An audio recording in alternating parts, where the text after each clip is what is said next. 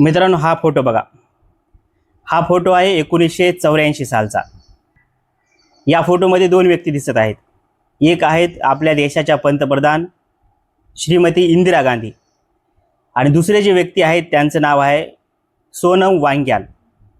हे सोनम वांग्याल जे आहेत ते सोनम वांगचुक यांचे वडील आहेत. इंदिरा गांधी त्यांना एक थंड पेय पाजवत आहेत असे त्या फोटोमध्ये दिसत आहे.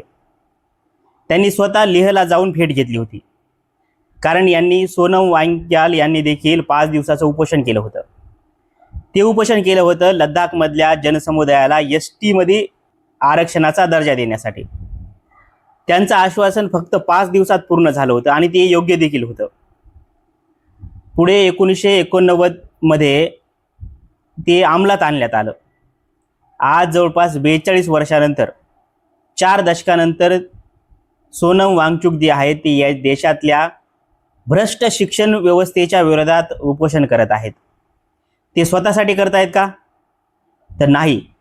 ते करतायत या देशातल्या जनतेला एक चांगलं एज्युकेशन मिळावं, हा देश पुढे जावा, हे त्यांच्या मागचा उद्देश आहे. 2 दिवस उपाशी राहून बघा, म्हणजे तुम्हाला कळेल त्या मागची अवस्था. आज 20 दिवस झालं सोनम वांगचुक सर जे आहेत ते उपोषण करत आहेत. आज सरकार जे आहे इतकं निर्लज्ज आहे की त्या गोष्टीची दखल देखील घेणं त्यांना गरजेचं वाटत नाहीये.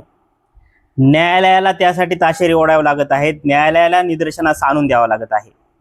जर भविष्यात या सरकारला जर आपण बदललं नाही तर आपली शिक्षण व्यवस्था यापेक्षा जास्त वाईट होणार, हे आपण विसरता कामा नये. जागे व्हा आणि या विरोधात आवाज उठवण्यासाठी तयार राहा.